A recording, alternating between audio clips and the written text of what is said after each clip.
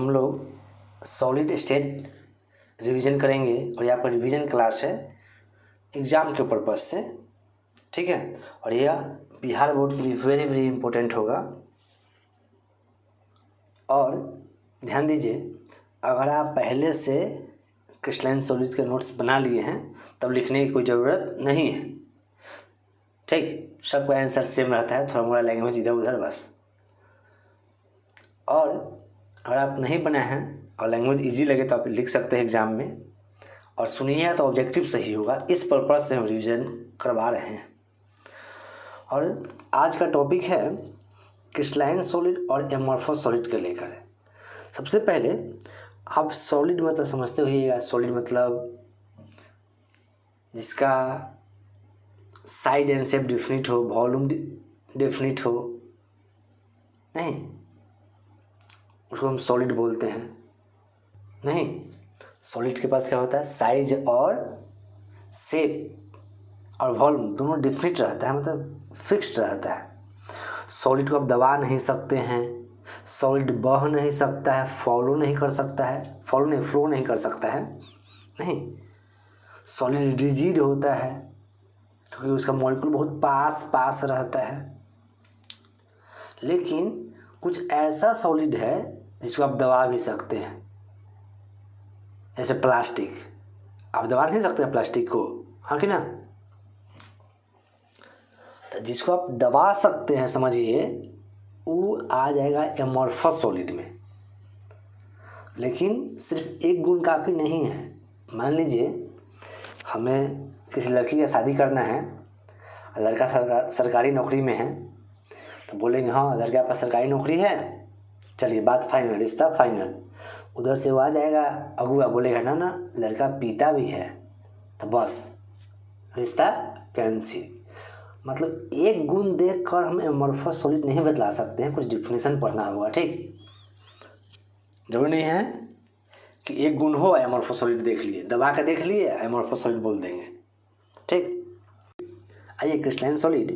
A crystalline solid is a substance whose constituent particles possess regular orderly arrangement. इसमें जो constituent particles रहता है, constituent particles atoms, ions, molecule regular order arrangement में रहता है, regular रहता है, ऑर्डर में रहता है। It consist of large number of small crystal. जो क्रिस्टलाइन सॉलिड है ना, large number of small crystal से बना होता है। Each of them have different characteristics and geometrical shape. और सबके पास एक डिफरेंट कैरेक्टरिस्टिक्स होता है और ज्योमेट्रिकल शेप होता है।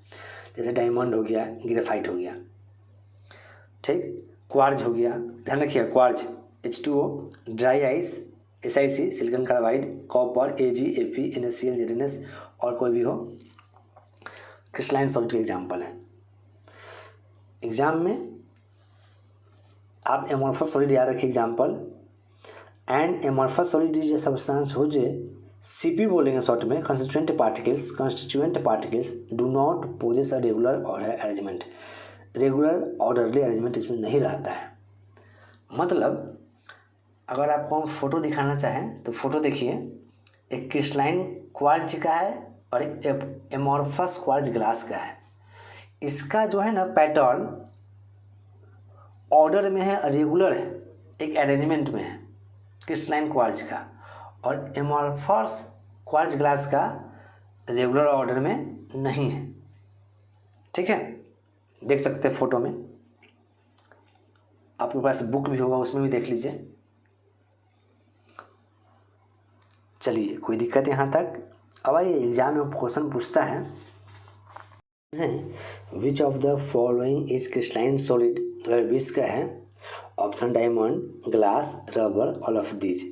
सबसे पहले छांटते हैं हम। रबर को तो दबा सकते हैं, आप समझिए। ग्लास में टेंडेंसी टू फ्लो होता है, ये दोनों एमॉर्फस सॉलिड है। डायमंड हो जाएगा क्रिस्टलाइन सॉलिड। देखिए, दबा के देखना, टेंडेंसी टू फ्लो, यही दो गुण नहीं है जिससे हम पहचान कर ले कि एमॉर्फस सॉलिड है।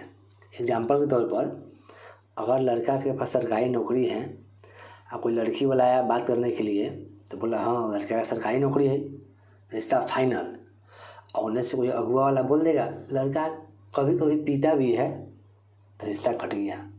मतलब लड़का में बहुत गुण होना चाहिए, तब बतलाएंगे लड़का शादी करने लायक है कि नहीं है। ठीक उसी प्रकार एमॉर्फस सॉलिड में कुछ डिफिनेशन आप देख लिए हैं, उसके आधार पर खोजिएगा। तो बोलिए दबा दिली या बह गई है तो एमॉर्फस सॉलिड है। ठीक, ध्यान रखिएगा। इधर ट्रिक है, कुछ कंसेप्ट क्लियर हो जाएगा, याद नहीं करना पड़ेगा, कुछ कुछ बन जाएगा आपसे। विच of the following is amorphous solid, इसका आंसर मालूम हो गया, डायमंड होगा। विच of the following is an amorphous solid. अब देखिए एमॉर्फस सॉलिड मतलब डेफिनेशन मालूम है, कुछ सॉलिड से अलग होता है। तो ग्रेफाइट नहीं होगा, क्वार्ट्ज ग्लास होगा नहीं, इसमें टेंडेंसी टू फ्लोर होता है, इसलिए एमॉर्फस सॉलिड है। ये सब chromium alum silicon carbide crystalline solid में आता है। 2013 2021 सॉरी 2020 होना चाहिए यहाँ पर शायद। Which of the following is non crystalline solid, non crystalline या एमॉर्फस बात बराबर ही है। तो diamond, graphite, glass, common salt. देखिए एमॉर्फस खोजना है, डायमंड को दबा नहीं सकते, ग्रेफाइट होगा नहीं, ग्लास टेंडेंसी टू फ्लो होता है, ग्लास की भी दबा नहीं दीजिएगा, हाथ उच्च कर लीजिएगा। एमॉर्फस सॉलिड कुछ एग्जाम्पल भी लिख दिए हैं आपको हम, याद रखिएगा। Glass, rubber, plastic, polymers, quartz, glass. Quartz glass एक साथ है। क्वार्ज है ना क्रिस्टलाइन सॉलिड है, क्वार्ज ग्लास एमॉर्फस सॉलिड है। आप इसके स्ट्रक्चर को देख सकते हैं बुक में। और भी फाइबर ग्लास और भी है, fibre glass, Teflon, polythene, PVC, polyvinyl chloride, ये सब एमॉर्फस सॉलिड में आता है। एनसीईआरटी में यहाँ से लेकर यहाँ तक लिखा हुआ था, लिख दिए हैं, इतने याद रखिए, काम चल जाएगा। ठीक है, इस टाइप का क्वेश्चन एग्जाम में बनता है ऑब्जेक्टिव। अब देखिए what is different between crystalline and amorphous solid. चाहे अगर क्वेश्चन पूछता है क्रिस्टलाइन सॉलिड का प्रॉपर्टीज लिखिए, तो अब इधर वाला लिखिएगा। एमॉर्फस सॉलिड का प्रॉपर्टीज या कैरेक्टरिस्टिक्स लिखिए तो इधर वाला लिखिएगा। आइए, they have long range order, इसका जो ऑर्डर है लॉन्ग रेंज होता है कंस्टिट्यूएंट पार्टिकल्स का, सीपी लिखे हैं। इसका शॉर्ट रेंज होता है। इसका मेल्टिंग पॉइंट किसका, इसका शार्प होता है। इसका do not have sharp melting point, have के आगे दे लगा हुआ रहता है, बार बार दे नहीं लिखे हैं, अच्छा भीख मांग रहे दे, अल्लाह के नाम पर दे। They have sharp MP, do not have sharp MP. True solid crystalline को बोलते हैं, ये ट्रू नहीं रहता है, इसको सूडो सॉलिड या सुपर कूल लिक्विड भी बोलते हैं। Crystalline solid anisotropic in nature होता है, एमॉर्फस आइसोट्रॉपिक इन नेचर। और एक इसमें डिफिनिट इंथैल्पी ऑफ फ्यूजन होता है, इसमें do not definite enthalpy of fusion होता है। और एक आप काट के देख लीजिए क्लीवेज प्रॉपर्टीज, इसमें क्लीवेज प्रॉपर्टी शार्प होता है, इसमें नहीं होता है। अच्छा, बोल सकते हैं इसका क्लीवेज प्रॉपर्टीज क्लीन रहता है, जहाँ से काटिएगा ना आपको वही शेप मिलेगा। एमॉर्फस सॉलिड में काटिएगा हो सकता है छोटा छोटा सा सेम वही रिपीटेड मिले, लेकिन इसलिए नहीं मिलता है, लगभग छोटा सा मिलेगा, एकदम छोटा सा। इसमें कहीं से भी काटिएगा इसका जो सेम स्ट्रक्चर होगा सबका सेम मिलेगा। तो क्लीन क्लीवेज प्रॉपर्टी होता है। अब बुक में फोटो देखिए, एनसीईआरटी बुक में फोटो क्लियर, एग्जाम के पर्पज से वेरी वेरी इंपॉर्टेंट है, जो पूछेगा नहीं लेकिन चाहे लगता है इस बार। अब हम अलग प्रकार का प्रश्न देखेंगे, सॉरी एक नेक्स्ट टॉपिक है अब क्लासिफिकेशन ऑफ क्रिस्टलाइन सॉलिड। ठीक, क्रिस्टलाइन सॉलिड की बात करें तो 4 सॉलिड हैं, मॉलिक्यूलर, आयनिक, मेटेलिक, कोवैलेंट। कोवैलेंट को बोलते हैं नेटवर्क सॉलिड, मॉलिक्यूलर सॉलिड, आयनिक सॉलिड, मेटेलिक और कोवैलेंट या नेटवर्क सॉलिड। ठीक है, हम आपको इसमें सिखाएंगे लिखने का तरीका, याद रखिएगा, बहुत ईजी है, ध्यान से सुनिएगा ना। हो सकता है मेरा वीडियो एडिटिंग उतना अच्छा नहीं रहता है, मेरे पास टाइम नहीं रहता है, पहला बात, अगले साल से देखेंगे। ठीक, ध्यान से सुनिए, पक्का समझ में आएगा।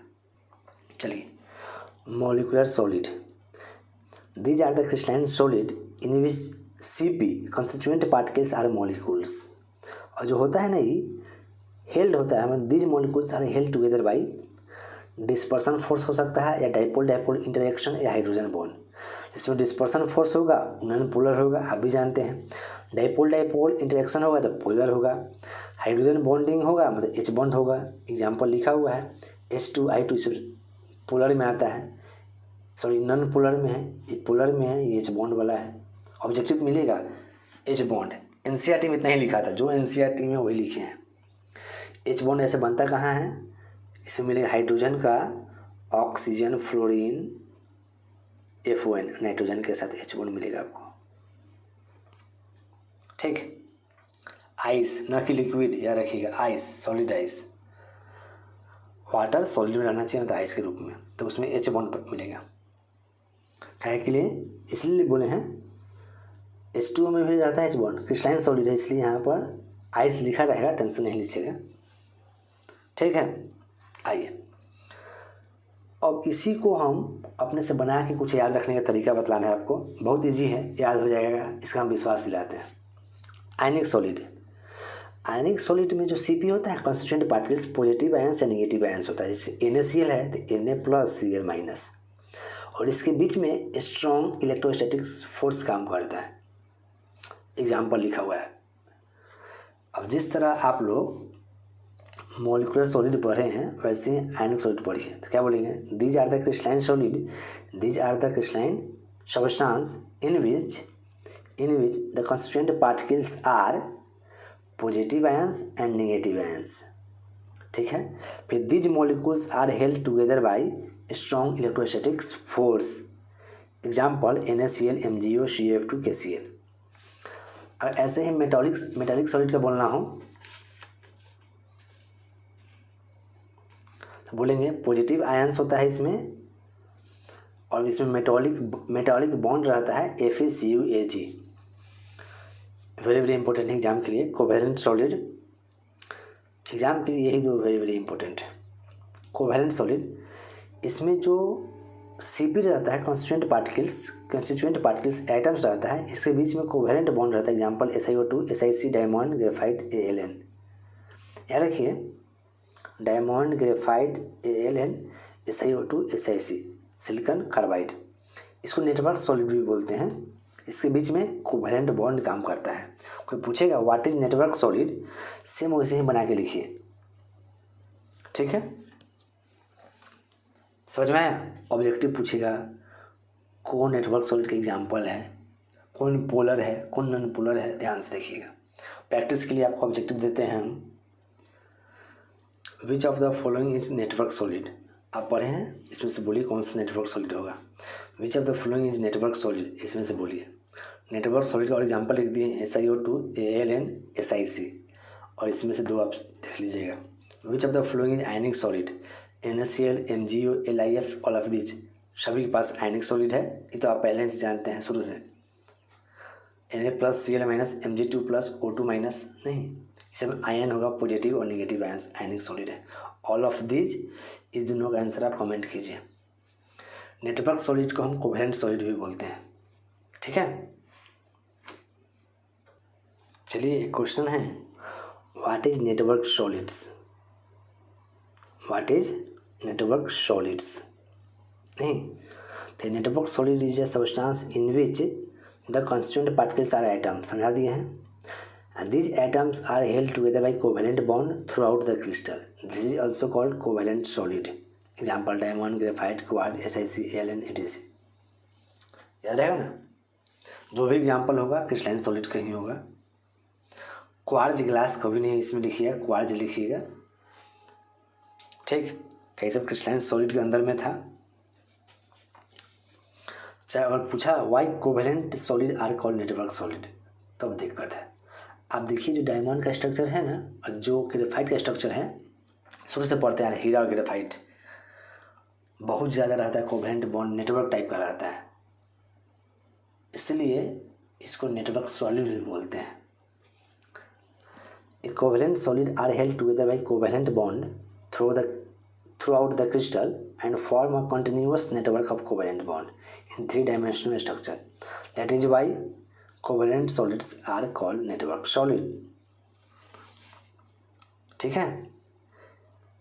एक और क्वेश्चन है,